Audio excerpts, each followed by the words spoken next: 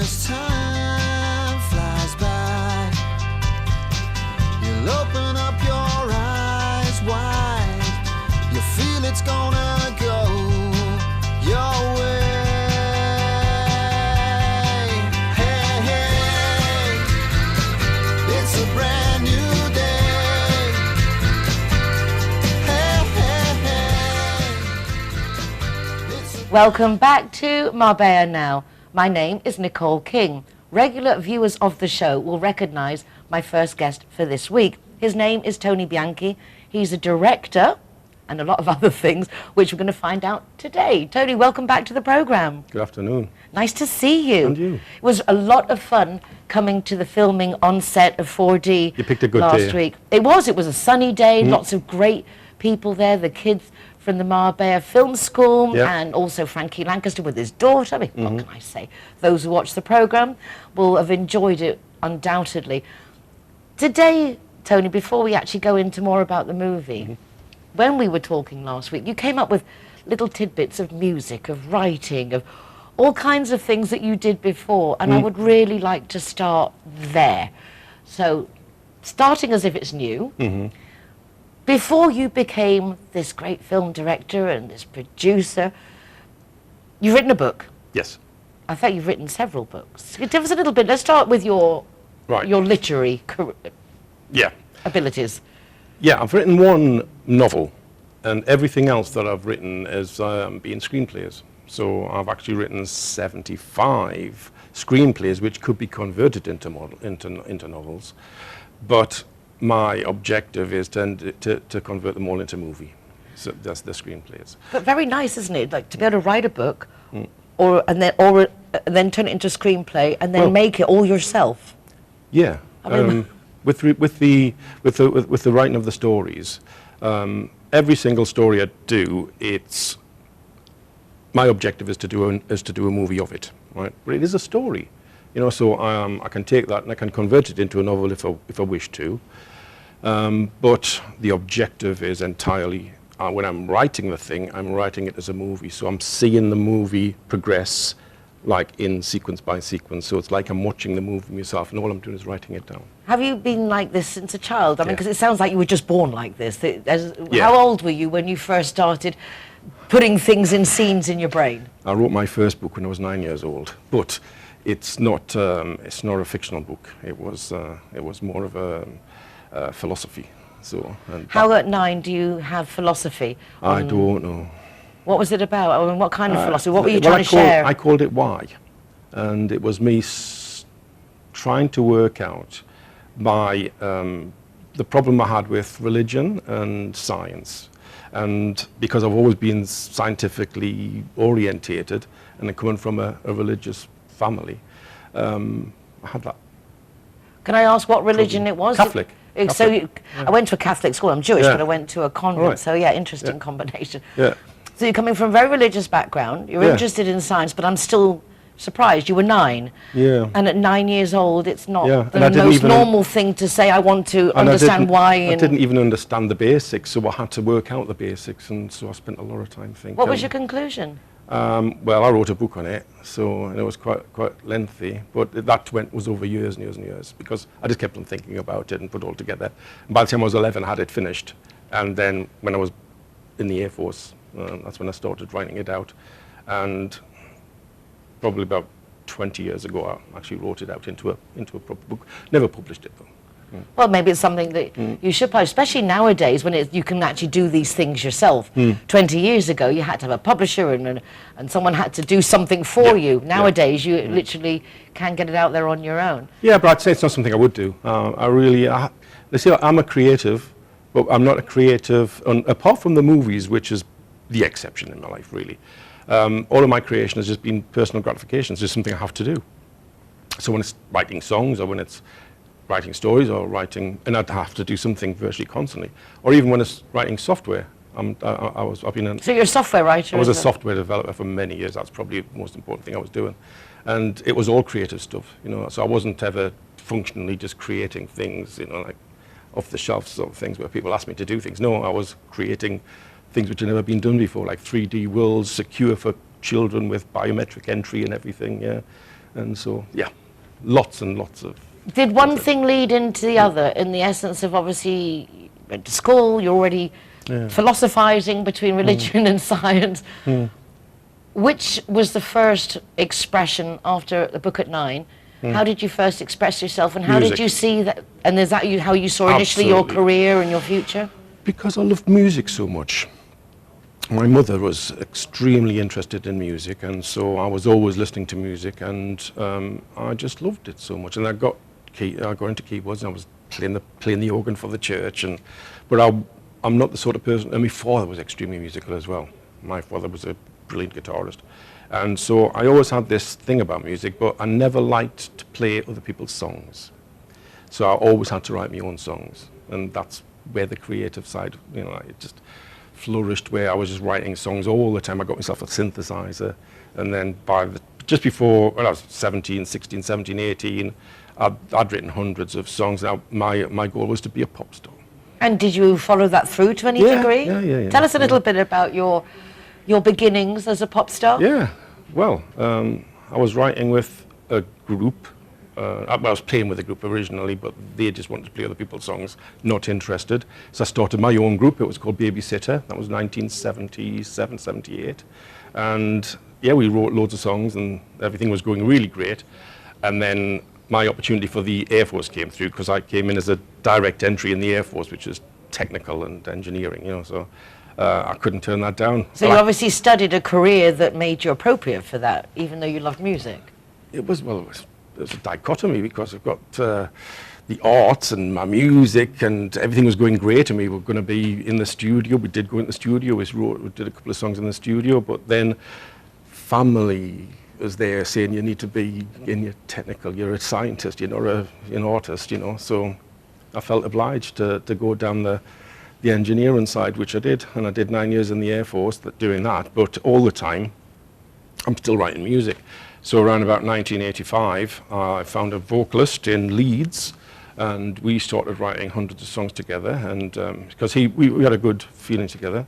And then I got posted, as you do in the Air Force, and it was about a year later, after I'd been posted, that he got in touch with me frantically, and he says, his name's Frank Edison, and I used to call him Paul because he looked like, what's his name? Paul McCartney? No, the other one. Well, I can't remember his name now, but anyway, so he got in touch with me frantically. He says, listen, we've got RCA, they've listened to the songs, and they're really interested, and they want to give you want to get us in the studio, and big contract and big money, and this is the big break. We got it. And I said, I'm busy, I'm in the Air Force.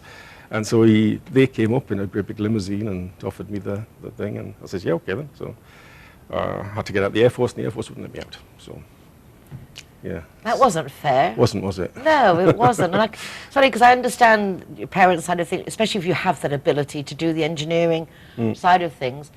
For an artistic person, what was it like being in such a militant, very similar to a Catholic very family? Absolutely. And it was terrible, because I needed to create, and the Air Force was very regimented.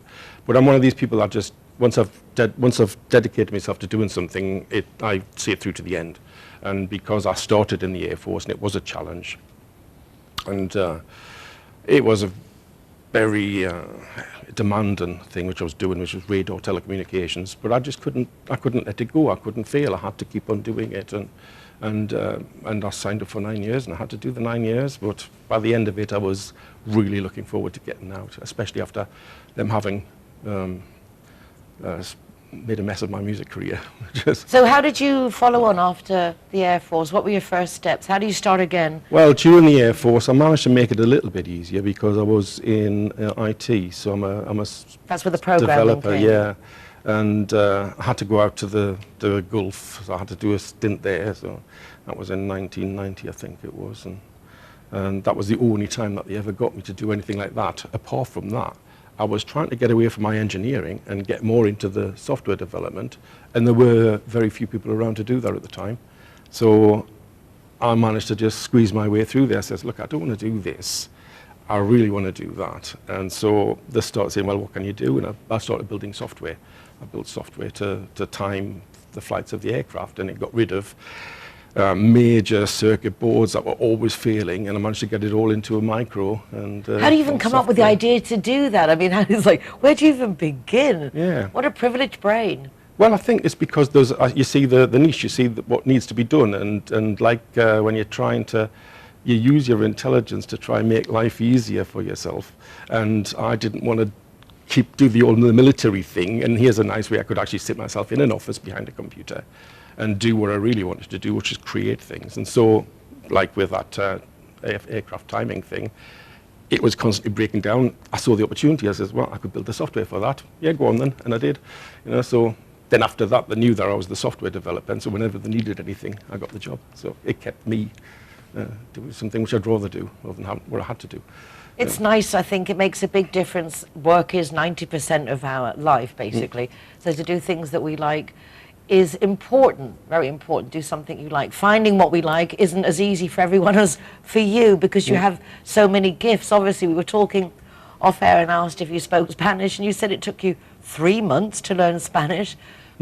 Explain yourself. How is that possible? With a dictionary and speaking to everybody in my barrio constantly until I just really wanted to do it. But the thing is yeah, I managed to learn 3 to 4 months. I managed to learn in Spanish pretty much to the level I speak today.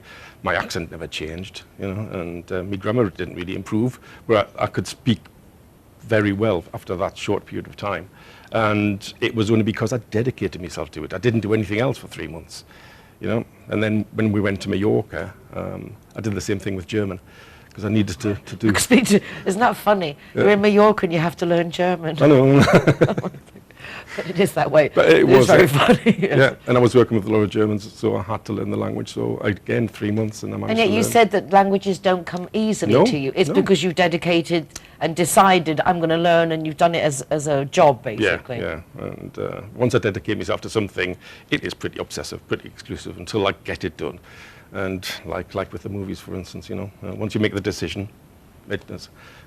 I know that you're doing the movie now, and that is creative, but somebody that has music in their soul, do you sing in the shower? Do you sing at home? Have you not been tempted to contact one of the many places here that put on live music to get involved, Again. just to get it out the system Again, and it's share your I joy? I get it out of my system constantly, because I've got Logic Pro and I've got a weighted MIDI controller, a keyboard.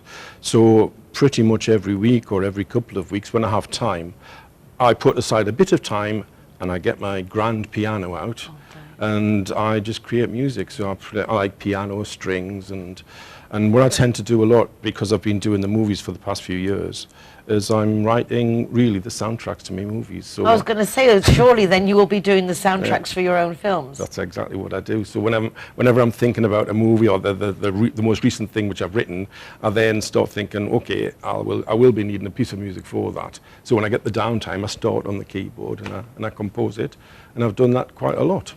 Being so capable for yourself, I know that, for example, when I go out about recording and I do my pre-editing, but it very much depends on the final editing of how something comes out. Yeah.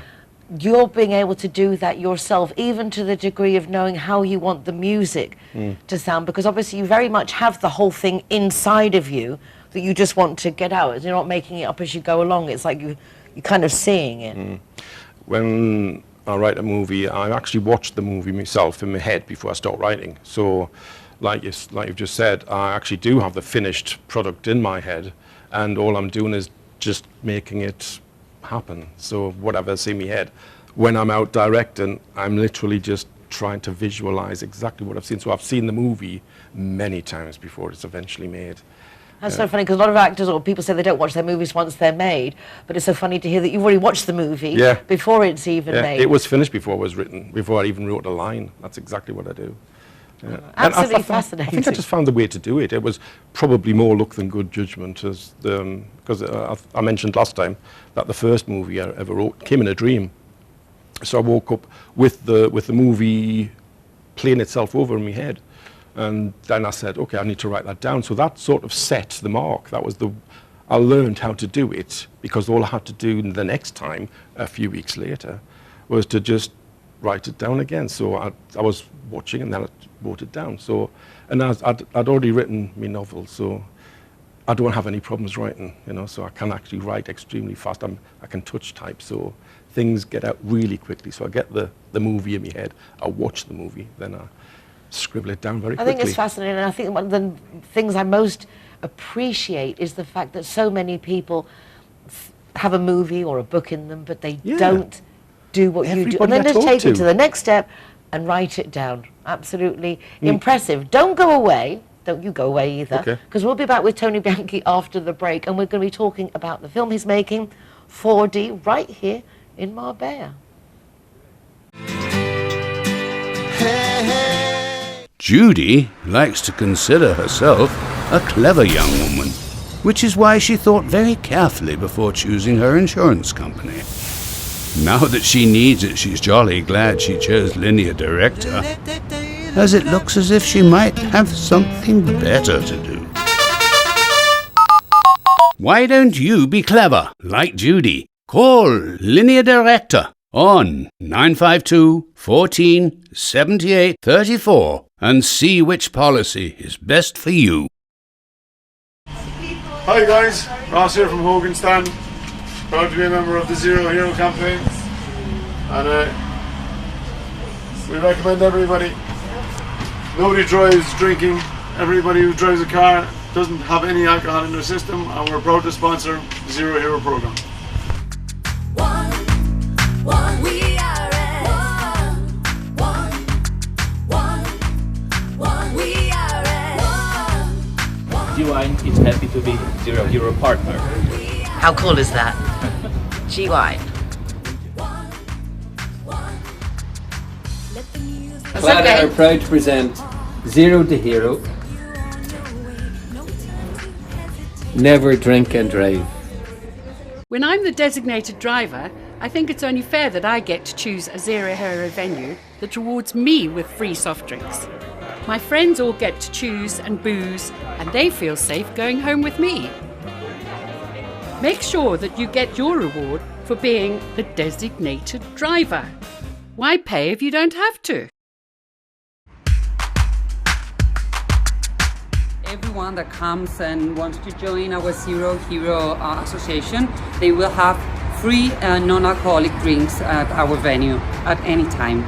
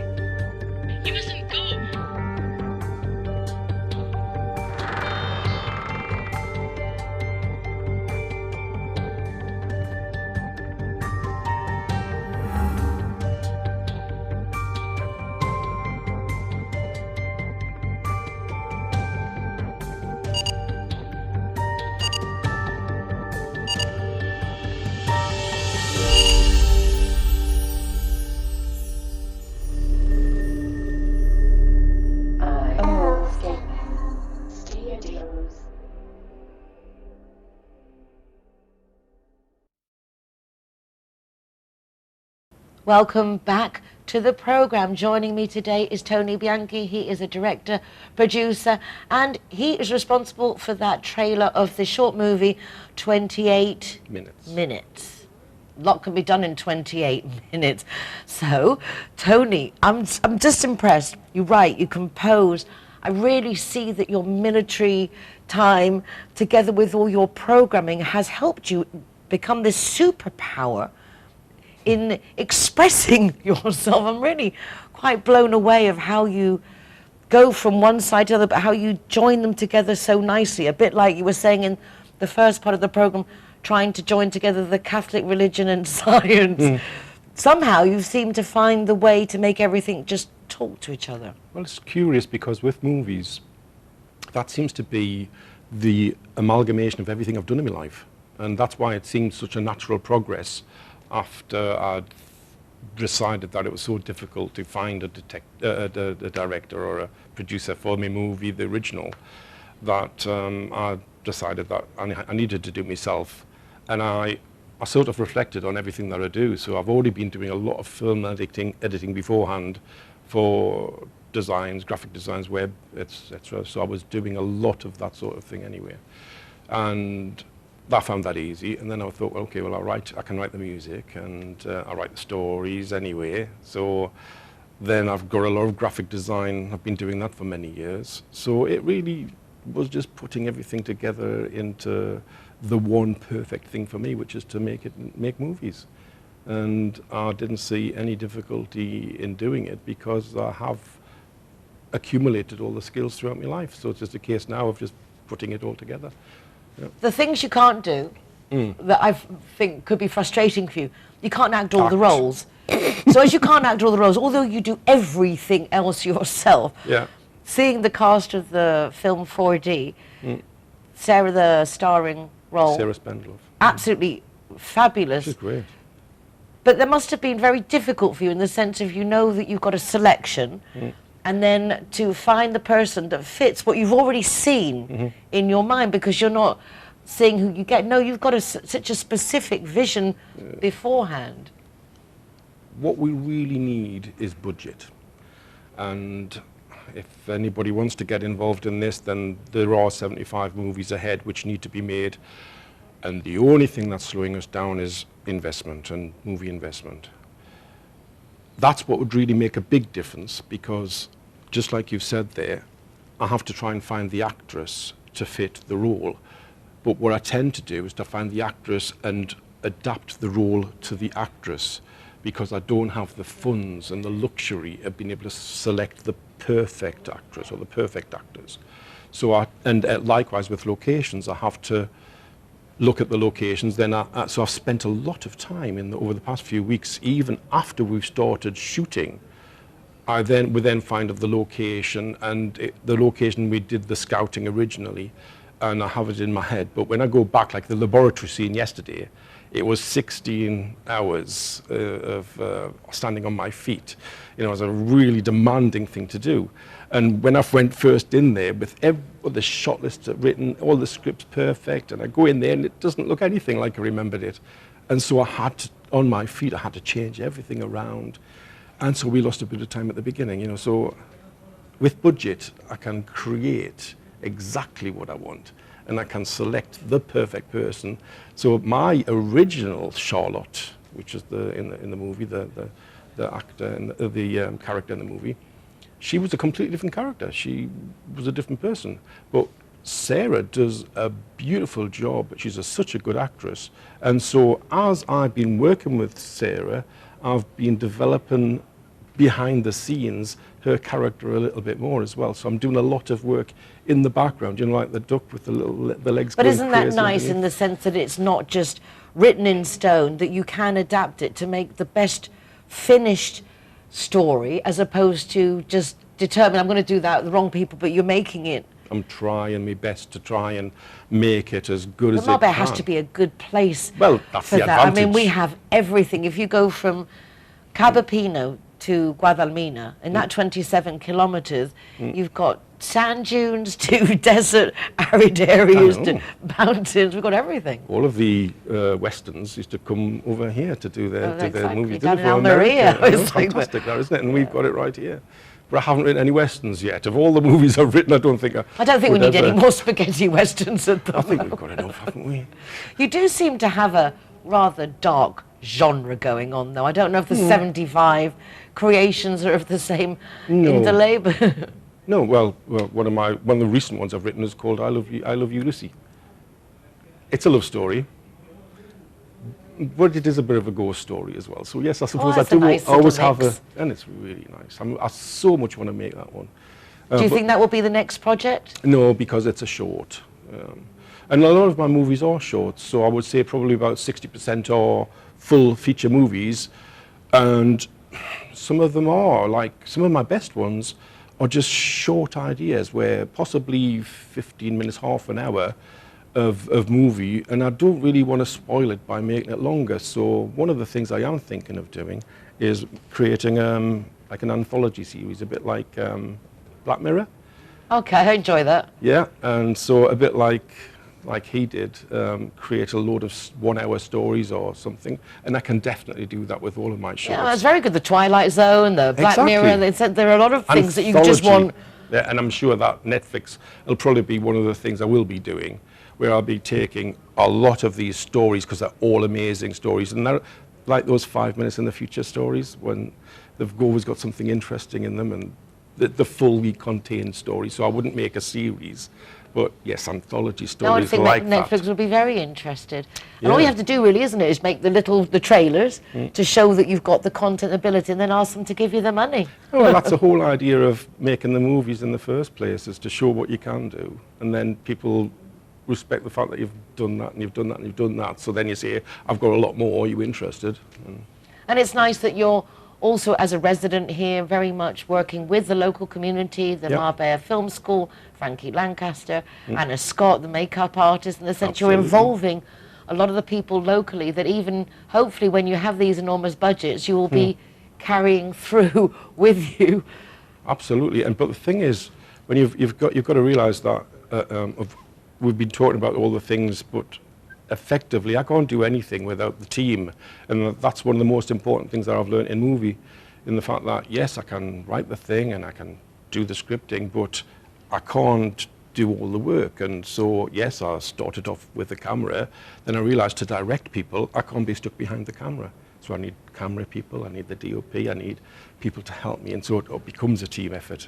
You know, so it started off with We me. can but dream, we can but dream. I feel the same with the show. If I had someone for this and someone for that. Well, but in there's the a lot of meanwhile, resources there's a and- lot of things that we can be getting on and doing, as you're doing with 4D. When do you think we'll be seeing 4D? Well, we're firing away. We're doing a couple of scenes every week and some large scenes as well. And so I think it'll probably be over the next 2 to 3 months, it'll all be finished. And then there'll be a lot of editing, and I have got a composer in Tenerife who's putting the music. He's already started, and I've already done one sample with it, and he's fantastic. So I've probably about 3 months, 4 months, we've probably got it there, I think. We did have our film festivals and everything going on now. We Everything's wanna- very strange. Yeah. What are your intentions when we have 4D ready? Where's it going to be heading to first? Well, I've got to take my lead from Frankie, and he says that we should be looking at the Marbella Film Festival as for the premiere. It may be finished well before then, so maybe we'll reassess it, but probably Marbella International. Well, we're really looking forward to it. Yeah. We've seen the trailer for 28 minutes.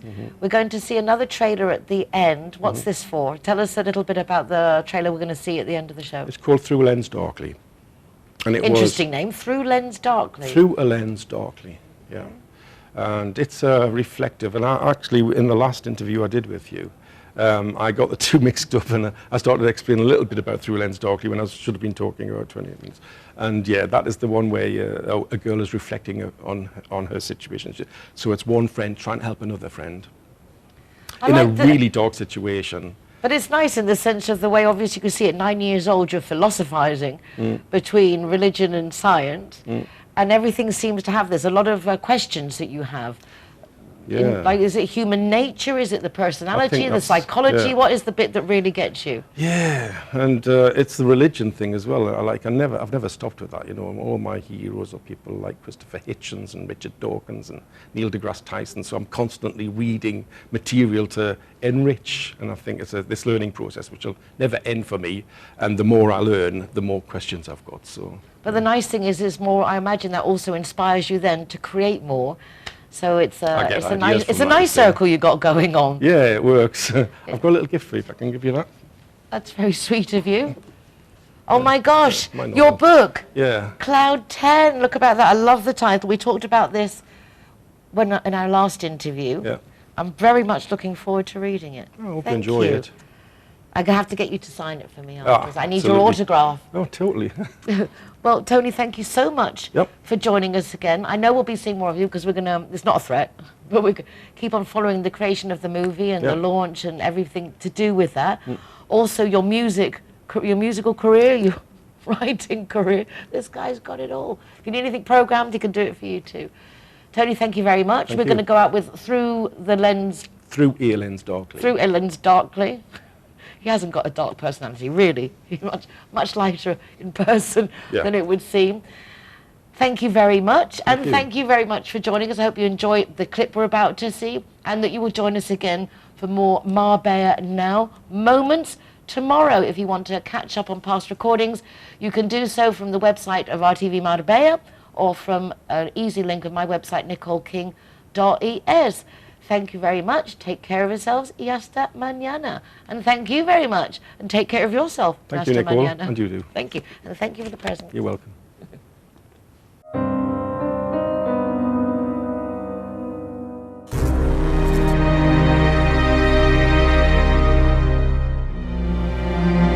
Tenemos que hablar. Yo también me fui a dar. Tengo una idea. Vamos. Vas a sentirte mucho mejor. Hoy es un día precioso. ¡Estúpida retrasada! Sí, sigue corriendo, perra fea. Mira, vale, yo muy fea, pero no permitas que se te haga triste. No es culpa tuya que tengas ese aspecto. A enseñarles que eres especial. Solo tú y yo.